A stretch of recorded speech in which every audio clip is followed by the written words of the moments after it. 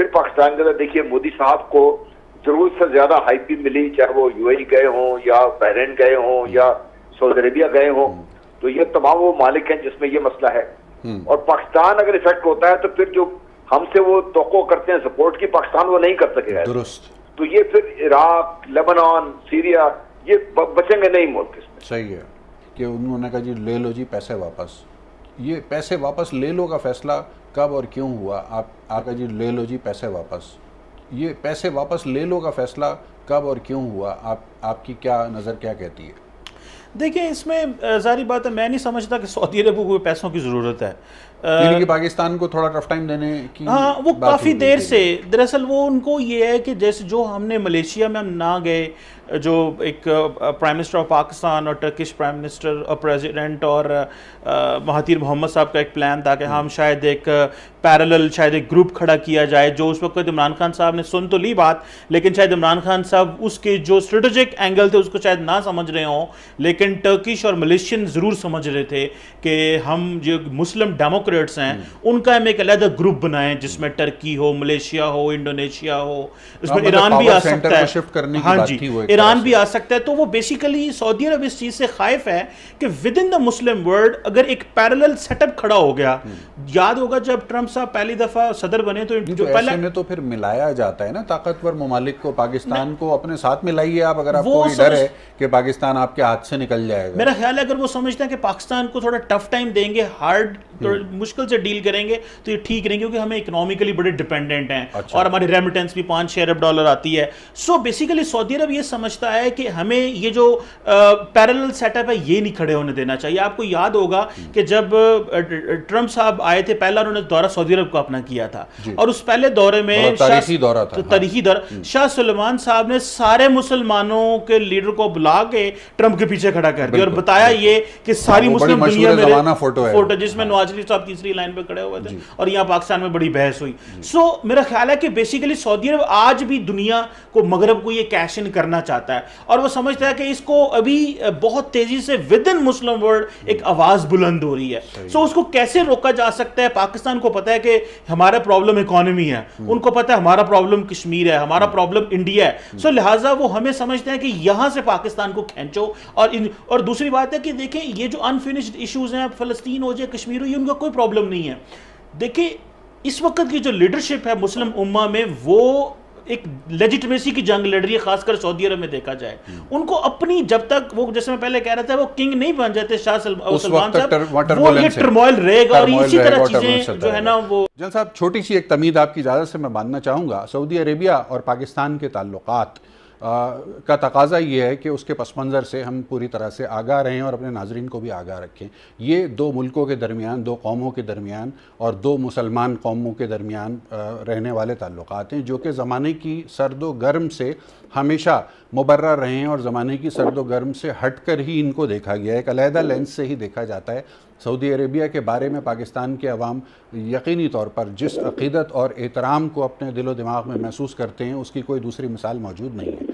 حال ہی میں سعودی عربیہ کے ساتھ پاکستان کی جو ریلیشن شپ ہے اس میں اس وقت بظاہر کچھ اسٹرینڈ سچویشن نظر آئی کہ جب وہ تیل کی ایڈوانس یا ڈیفرڈ پیمنٹ کے اوپر جو ایک ارینجمنٹ تھی اس میں تعطل کی خبریں آئیں. اس کے علاوہ جو کچھ کریڈٹ پیمنٹ تھی, Pakistan state bank of Pakistan کے پاس جمع شدہ رقم تھی, اس کو وڈرا کرنے کی خبر سامنے آئی. پھر ایک اسٹیٹمنٹ ہم نے دیکھا شاہ محمود قریشی صاحب سے منسوب, وہ بھی سامنے آیا. لیکن اس کے بعد ایک بحث شروع ہو گئی. اب کیونکہ ہمارا ڈومیسٹک آڈینس جو ہے وہ بہت زیادہ جذباتی ہے پاکستان کا, اور بہت زیادہ ایموشنل ہو جاتا ہے اس وقت کہ جب پاکستان کی سولیڈیرٹی کے حوالے سے اور پاکستان کی پریسٹیج کے حوالے سے کوئی بات ہوتی ہے, اور جذبات میں پھر جذباتی گفتگو ایسی ہونا شروع ہو جاتی ہے کہ جو ہرٹفل بھی ہوتی ہے. میں چاہوں گا کہ جنرل صاحب آپ آگاہ کیجئے اصل پس منظر کیا ہے اس سارے معاملے کا, آیا کہ یہ کوئی تنازع ہے بھی یا نہیں؟ پاکستان نے کوشش کی پچھلے دنوں ایک کانٹیکٹ گروپ بنانے کی اور ایک پریشر گروپ بنانے کی یون جنرل اسمبلی میں جی, اس میں بھی مڈل ایسٹ کے چند ممالک نے پاکستان کا ساتھ نہیں دیا اور پاکستان اس میں ناکام رہا. حالانکہ صرف کشمیر پہ ایک فوکس گروپ بنانے کا تھا یہ کہ تاکہ ہم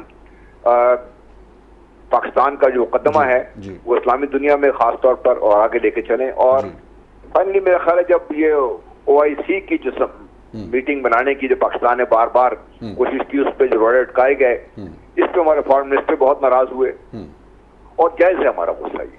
ठीक है, कमर शीमा साहब आपसे मैं क्विकली इसके ऊपर कमेंट लेना चाहूँगा। जनरल साहब ने इसका एक पस मंज़र बता दिया आपको, Kashmir is the bone of contention, क्योंकि फोकस ग्रुप बनाने की बात हुई चंद माह कबल तो उसको भी नज़रअंदाज करके आगे बढ़ गए। OIC में एक नाकामी पाकिस्तान को उठानी पड़ी। क्यों हो रहा है ये? क्या भारतीय इन्फ्लुएंस गल्फ़ कंट्रीज़ के ऊपर इतना ज़्यादा डोमिनेट कर रहा है इस वक्त? देखिए, इसमें पहली बात तो यह है कि भारत का इन्फ्लुएंस तो है ही है मिडल ईस्ट में, लेकिन मेरा ख्याल है कि जो इम्पोर्टेंट चीज़ है कि वो जो मुस्लिम उम्मा है वो जो एक नज़रियाती सियासत करती थी मुस्लिम ममालिक के इर्द गिर्द, वो अब नहीं कर रही।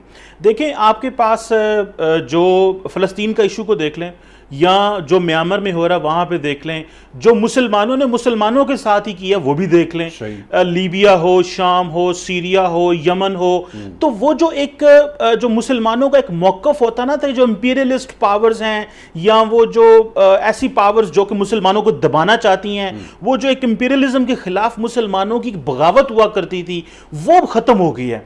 अगर आप सऊदी अरब में देख लें, UAE में देख लें, जो GCC अभी देख लें ना कि वहाँ पे जो पॉलिटिक्स है वो OIC से कम हो के GCC, अरब लीग, और अरब लीग से कम हो कि गल्फ कोऑपरेशन काउंसिल तक आ गई है। सो बजाय इसके कि सारे अरब ममालिक जो हैं वो OIC के बारे सोचें, वो सोच रहे हैं कि GCC में अपनी रिट कैसे कायम करनी है। सो सऊदी अरब को बड़े चैलेंजेस हैं, बल्कि अरब लीग भी अंडरमाइन हो चुकी है। सो ये जो रजीम, अब तो माशी चैलेंजेस भी आ गए कोविड, बिल्कुल ऐसे ही है। सो रजीम चेंज करना उनकी प्रायोरिटीज हैं विद इन जो फिर नई लीडरशिप आ रही है, फिर मोहम्मद बिन सलमान साहब जो हैं वो अपनी रिट कायम करना चाहते हैं, क्योंकि वो जिस तरह पावर सर्कल में आए हैं, फिर वो क्राउन प्रिंस बने, अभी उनको पता है कि मैंने आगे जब तक मैं किंग नहीं बनता तो वो जो पावर को एस्टैब्लिश करना है तब तक वो किसी के ऊपर ट्रस्ट नहीं करना चाहते, और वो मगरब के साथ एक अपना जो टेसिड अलायंस है और खासकर ट्रंप और अमेरिकन डीप स्टेट का साथ वो रखना चाहते हैं और पैगाम देना चाहते हैं कि हम मिल के काम कर रहे हैं। जैसे जैरेड कुशनर के साथ बड़ी करीबी दोस्ती, जो फलस्तीन का प्लान आया।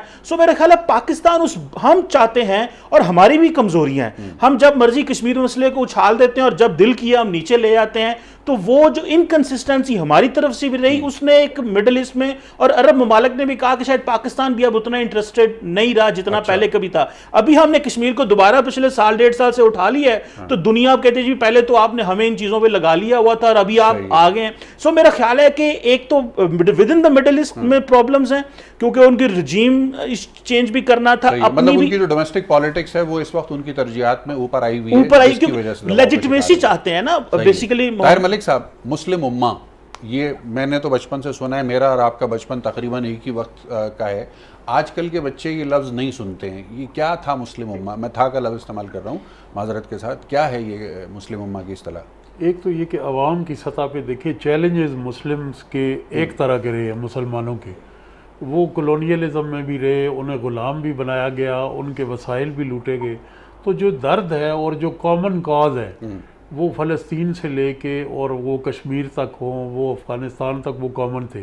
तो ये स्ट्रीट पे तो हमें नज़र आती है कि मुस्लिम उम्मा का कॉन्सेप्ट आज भी मुस्लिम दुनिया में उनके मुसलमानों के दरमियान एक दर्द की शक्ल में मौजूद है। लेकिन जहाँ तक गवर्नमेंट्स, स्टेट्स और वो पॉलिसीज़ आ जाती है, वहाँ हमें मुस्लिम उम्मा नहीं। ये जदीद रियासतें हैं और हर रियासत का मफाद जो है वो मुस्लिम उम्मा से मुख्तलिफ है। अगर उम्मा की बात होती तो सऊदी अरब के आज इसराइल के मुकाबले में ईरान से अच्छे ताल्लुकात होते, तो और मलेशिया के साथ उन्होंने और टर्की के साथ ताल्लुकात उस तरह ना होते जिस तरह आज कह सकते हैं सेफली कि उम्मा का कॉन्सेप्ट जो है वो आउटडेट हो चुका है। देखिए, एक तो जो आप बात करें ना कि मैं और आप ये बात करते हैं सऊदी अरेबिया के बारे में या सऊदी अरेबिया की पॉलिसी के बारे में, उसकी एक वैल्यू है। लेकिन इस किस्म के जो मामलात है दो कौमों के दरमियान, दो स्टेट्स के दरमियान, तो वो पब्लिकली जाहिर करने के बजाय बैकग्राउंड में या जिस तरीके से हमारी डिप्लोमेसी काम करती है वहाँ कन्वे किया जाना होता, तो वो ज़्यादा इस लिहाज से बेहतर होता कि हमारे ताल्लुकात की जो तलखी है वो पब्लिक डिबेट ना बन जाती। सही, एप्रोप्रिएट फोरम्स को इस्तेमाल होना चाहिए इस तरह के। ठीक है। दूसरा जहाँ तक ताल्लुक है, देखिए सऊदी अरेबिया का पैसा था, उन्होंने दिया था आपको, उन्होंने वापस मांग लिया। ये सोचे बगैर कि क्या पाकिस्तान की डिफिकल्टीज क्या होंगी, یہ ٹھیک ہے کہ چائنا نے پاکستان کو ٹائڈ اوور کرنے کے لیے پیسے دینے شروع کر دیے، تو یہ سعودی عربیہ کی جو پالیسیز میں خود بھی جو ایک زیرو بم ہے، جو ان کی جو کہا جاتا ہے نا کوئی کنسسٹنسی، جیسا بھی چیمہ صاحب بھی بات کر رہے تھے، ایک اس لحاظ سے ان کی پالیسیز میں نہیں ہے۔